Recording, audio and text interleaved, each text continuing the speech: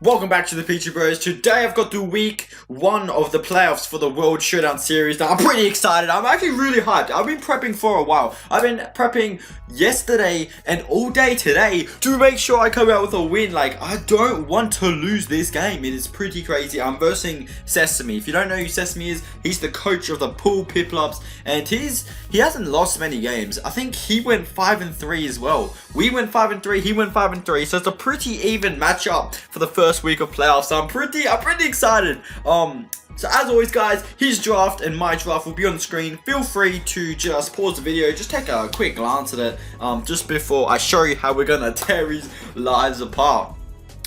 Forgive my grammar.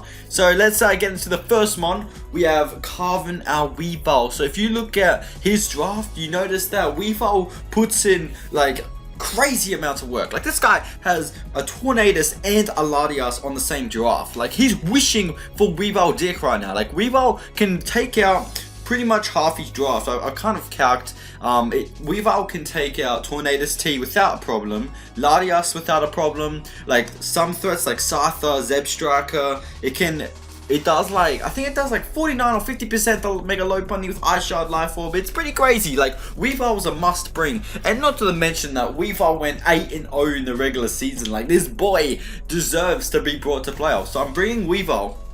And like I said, it takes out some of his top tier threats. I do understand that he does have Empoleon, which kind of is a nuisance, but that's why we have the low kick. Now, this set pretty much 2-hit KOs his whole team. I'm not even joking, except his Umbreon and Vaporeon, which I don't think he'll bring the Umbreon and Vaporeon, because we do have some counters for that. But yeah, this thing 2-hit carries his whole team. So Weavile, I expected to put in a lot of work, and it's basically just an offensive powerhouse. Alright, so for the next mon, spot 2, we have Sputter as Galvantula, running the Choice Scarf, Thunder Volt Switch, Bug Buzz, and Sticky Web. Now, this set is a bit more creative. Like, I looked at his team. If you look at my opponent's draft, he doesn't have a ground type, and his only electric immunity is Zeb Striker. I do think he's gonna bring Zeb Striker just for my Galvantula, but I decided to run Choice Scarf anyway, just because we can just spam Volt Switch and just spam Thunder against his team after Zeb Striker dies. Like, I don't think Zeb Striker will live that long. So if Galvantula could come like late game and just possibly sweep with Thunder. Obviously I do have to get rid of Lopunny, because Lopunny Fake Out does like 1 billion to this thing. But I'm probably gonna try and keep Galvantula for late game. During testing, I decided that I needed to run Modest, not Timid, because I need to run, even though he could bring a Choice Scarf Typhlosion, I think I need to run Modest Galvantula just so I can get more damage with Thunder off. It works better for a late game sweep. And if you can see, I am running Choice Scarf Sticky Web. I decided, I was actually recommended that move by a friend.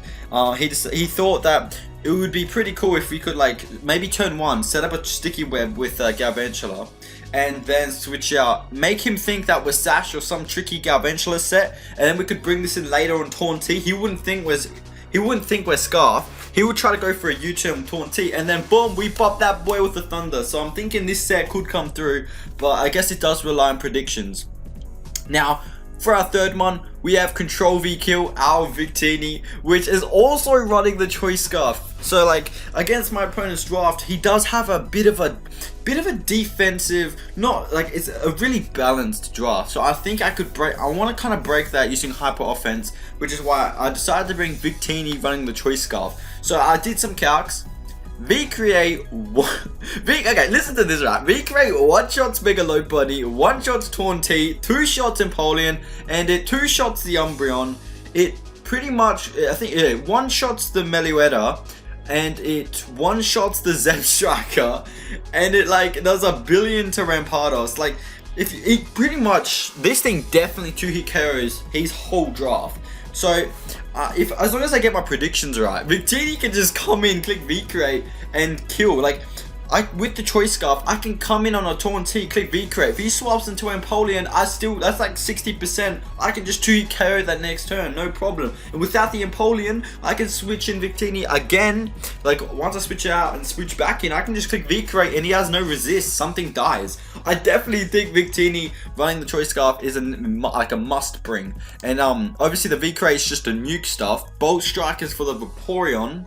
Zen Headbutt is for a possible late game sweep that I might not need to. I can't V-Crate or Bolt Strike, so I thought Zen Headbutt I probably should bring. And U-Turn is for momentum and for the Meluetta. I think he will bring Meluetta because it kind of stops my team in a way. It's just a very annoying Montaverse, so I thought like I don't want to click V-Crate. I can just click U-Turn, so I think that will come in clutch. So that's my Victini set. For the Otaria, we have Savior. For Savior, our Otaria, we're rocking the normal D-Dance set with Return Earthquake, Dragon Dance, Roost with the all attack and all speed. This thing's pretty crazy, I'm not gonna lie.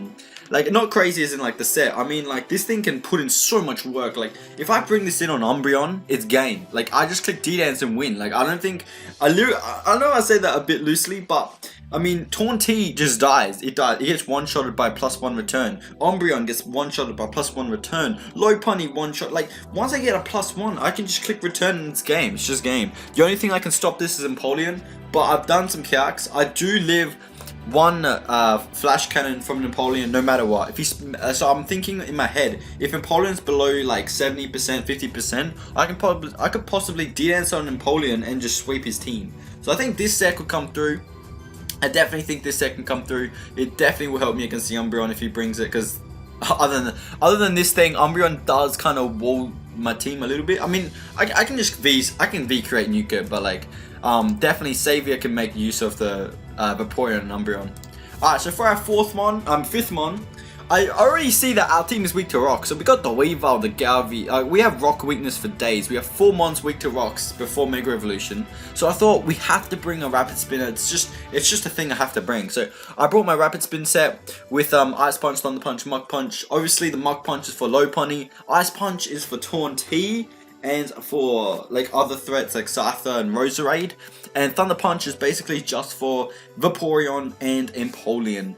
And it also actually the Thunder Punch can also come clutch against like Torn T if I need it, but like I do have Ice Punch. So like it's just a basic set. You may say, why am I running Focus Sash and Rapid Spin? Well, it's a kind of good question, but it's kind of I kind of have to explain it like this. Alright, so during testing, I was testing this team, and I found that I was able to pressure my opponent really well to the point where Hitmonchan never really needed to Rapid Spin, as weird as that sounds. So I was always having Hitmonchan versus his Torn T, like my tester's Torn T, and he was able to just one-shot Hitmonchan 2 games in a row. So I decided on the 3rd test, I put Focus Sash on this thing. I was able to keep rocks off like I said before, and then I had that same scenario, Hitmonchan versus Torn T, and then I was able to click Thunder Punch and pretty much put his I was able to like do massive damage to Torn T, and it ended up coming through late game. So I decided that I'll keep the Focus Sash on, and I will keep the Rapid Spin on. Like, I still need the Rapid Spin in case he does, like, bring... Like, as soon as rocks get on my side of the field, I kind of lose. I straight lose. It's just game. So I need to bring Rapid Spin, but I found that if I'm able to keep rocks off my side of the field, Focus Sash will help a lot. So hopefully he comes through in the game, but we'll have to see. And last but not least, we have our Fatfish defense running a very cool set. Alright, so we're running the eject button, max Spadef, kind of, you can just suss out that set. But yeah, we're running a lot of Spadef with Mirror Coat, Toxic, Knockoff, Healing, Wish. Now, alright, so the Mirror Coat basically is for the Zeb Striker. So this man, most times will always click Volt Switch on my Alamola because I have no electric immunities. So if I'm able to just get, like, I can live a hit from, I can live a Volt Switch from Zeb Striker, and I'm able to just click Miracle and get a kill. I mean, I guess he could have Umbreon, which is kind of why I might sketchy of running Miracle, but like, I thought if he doesn't bring Umbreon, but brings the Zeb Striker, I should be able to just click Miracle on that boy and get a kill. So I think that could come in clutch. Toxic is just obviously for like Vaporeon and stuff that are just annoying. I need to be able to hit them somehow. Knockoff is just to knock off any potential like berries and items that could be annoying. And last but not least, we have the Healing Wish. Alright, so the Healing Wish basically is to get like Victini or Weavile in late game through rocks. So if Victini gets injured, like not injured, but like if Victini gets low, I know that Lopunny can just come in and click Fake Out, which is kind of why I want to be able to use Victini early game and late game. So like I might send out Victini early to pressure him with rocks. I might be taking some Fake Outs from Lopunny, so I might want to heal up Victini late game. So I thought Healing Wish was very important. Also because I'm running Hyper Offense, it's kind of like a not like a Baton Pass, obviously, but like, you know what I mean. Like, I want to be able to get Victini, keep getting Victini in. So I'll send out Victini, switch into Alamola, get the eject button, switch back into Victini, and then like, if Victini, after Victini gets like 2 kills probably, switch back into Alamola, Healing Wish, back into Victini, and then just get more kills. Like, I'm running really offensive mons right now, and I need to be able to Healing Wish to get them in for free.